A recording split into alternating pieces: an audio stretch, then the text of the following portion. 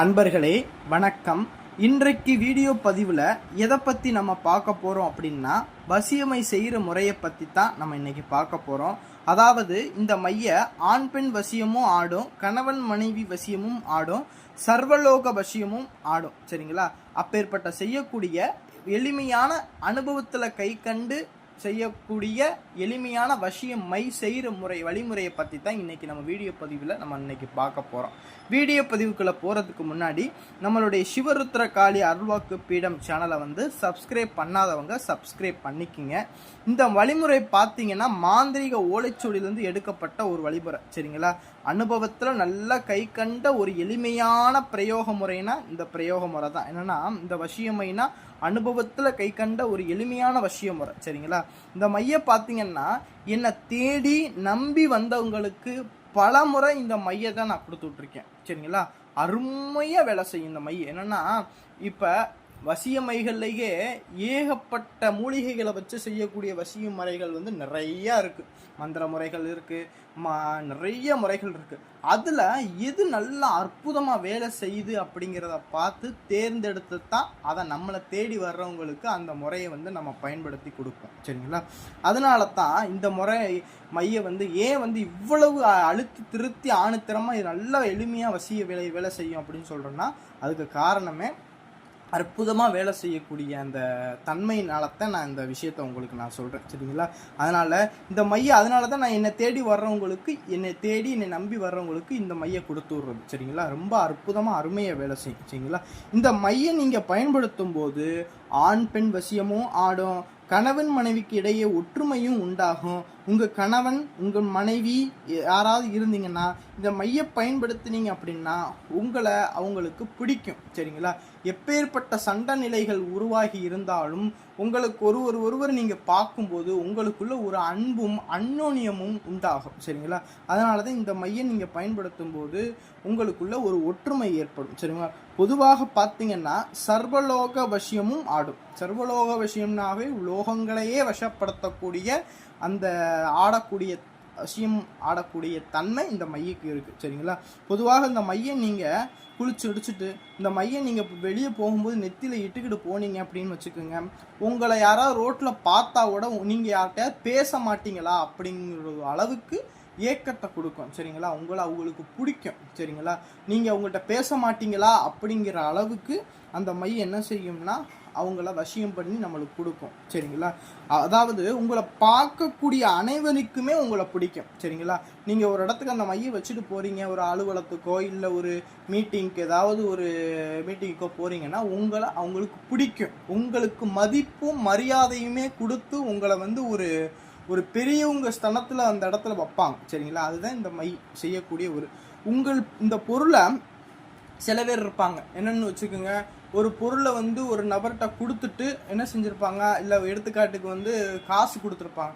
அந்த காசை கொடுத்துட்டு அந்த நபரை வாங்க முடியாமல் இருப்பாங்க. கேட்டாலும் தரமாட்டேன்னே சொல்லுவாங்க.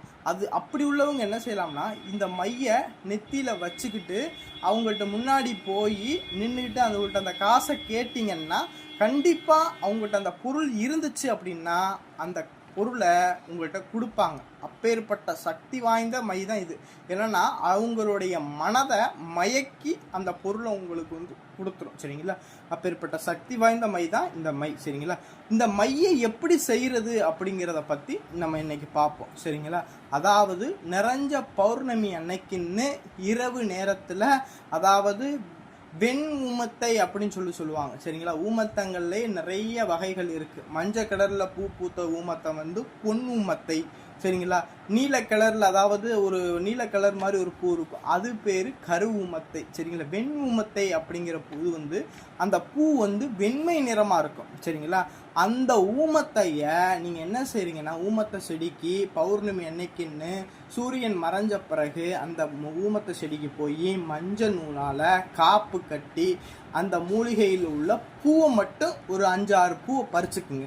உங்களுக்கு மை எவ்வளவு தேவைப்படுறதுக்கோ அதுக்கு தகுந்த மாதிரி பூவை நீங்கள் பறிச்சுக்கிட்டு என்ன செஞ்சுருங்கன்னா, அந்த பூவை நீங்கள் உங்களுடைய பூஜை அறைக்கு எடுத்துகிட்டு வந்துட்டு அந்த பூவை ஒரு சுத்தமான மண் சட்டியில் அந்த பூவை உள்ளக்க போட்டுருங்க.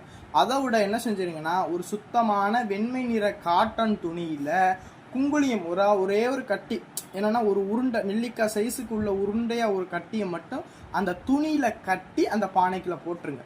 சரிங்களா?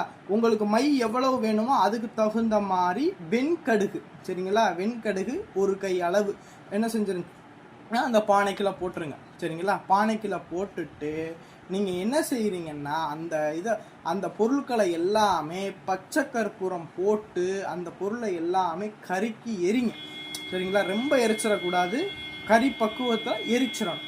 இப்படி எரிக்கும் போது அந்த உள்ளக்கு கிடக்கிற குங்குளியம், வெண்கடுகு, அந்த பூவு எல்லாமே என்ன செய்யும்னா அப்படியே கருகிடும். அந்த கருகிற பக்குவத்தில் இருக்கக்கூடிய விஷயத்தை எடுத்து கல்வத்தில் போட்டு நல்லா நைஸ் பக்குவத்தில் அரைச்சிங்க அப்படின்னா பசு நெய் விட்டு அரைக்கணும். இது முக்கியமான விஷயம்.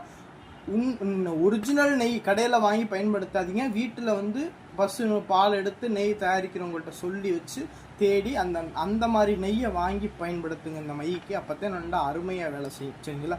அந்த நெய்யை வாங்கி நம்மளுக்கு அந்த மை அரைக்கிறதுக்கு தேவையான பக்குவத்திற்கு அந்த நெய்யை விட்டு அரைக்கணும். இது அரைக்கும் போது அதோட என்னென்ன சேர்க்கணும் அப்படின்னு வச்சுக்கோங்க. கஸ்தூரி, அத்தரு, புனுகு, செவ்வாது, கோரோசனை, குங்குமப்பூ இதெல்லாம் போட்டு இந்த வஸ்துக்கள் எல்லாம் போட்டு சேர்த்து அதோட மை பக்குவத்தில் நம்ம அரைக்கணும். அப்படி அரைச்சு ஒரு செப்பு டப்பால வலிச்சு வச்சுக்கோங்க. சரிங்களா? வலிச்சு வச்சுக்கிட்டீங்கன்னா போதும். இதுக்கு எந்த விதமான மந்திர உருவுமே கொடுக்கணும் தேவை கிடையாது. ஏன்னா இயற்கையாகவே இந்த மூலிகைகளுக்கெல்லாம் அந்த வசீகர சக்திகள் இருக்கிறதுனால, நம்ம சேர்த்துருக்கக்கூடிய பொருள்களுக்கு எல்லாமே அந்த சக்தி இருக்கிறதுனால நம்ம அதுக்காக மந்திர உருக்கள் கொடுக்கணும் அப்படிங்கிற அவசியம் கிடையாது. அதனால இந்த செப்பு டப்பால வலிச்சு வச்சுக்குங்க. வலிச்சு வச்சுக்கிட்டு பூஜை அறையில் வச்சுக்கோங்க. சுத்தம் இல்லாமல் இடத்துல வச்சிடாதே, தீட்டு பற்றக்கூடாது. இந்த மையை நீங்கள் எப்பப்பெல்லாம் வெளியே போகிறீங்களோ அப்பப்பெல்லாம் இந்த மையை எடுத்து வச்சுக்கலாம். உங்கள் கணவன் மனைவி கிடையில தினமுமே குளிச்சுட்டு இந்த மையை நீங்கள் பயன்படுத்தலாம். சரிங்களா? கணவன் மனைவி பயன்படுத்தலாம், தொழிலுக்கு போகிறவங்க கூட இந்த மையை பயன்படுத்தலாம். அருமையாக உங்களை தேடி கடையில் நீங்கள் கல்லால் உட்காந்துருக்கீங்க அப்படின்னா இந்த மையை நீங்கள் பயன்படுத்தினீங்க அப்படின்னா உங்களை தேடி எல்லாருமே கடைக்கு வாங்குவாங்க. அப்படிப்பட்ட ஈர்ப்பு சக்தி கொண்டு அதிக சக்தி வாய்ந்த மைனா இந்த மை தான். சரிங்களா? அதனால் இந்த மையை பயன்படுத்துறதுக்கு எந்த விதமான வயது வரம்புகளுமே கிடையாது, எல்லாருமே பயன்படுத்தலாம். அதனால இந்த மையை பயன்படுத்துனதுனால எந்த தீங்குகளும் ஆபத்துகளும் வராது. சரிங்களா? எல்லாருமே இந்த மையை பயன்படுத்தலாம். ஆனால் தவறான நோக்கத்திற்கு இந்த மையை யாரும் பயன்படுத்தாதீங்க. ஏன்னா அதோடைய பின் விளைவுகள் ரொம்ப கடுமையாக இருக்கும். சரிங்களா? அதனால தவறான நோக்கத்துக்கு யாரும் பயன்படுத்த, நல்ல விஷயத்துக்கு இந்த மையை பயன்படுத்துங்க. சரிங்களா? நன்றி, வணக்கம்.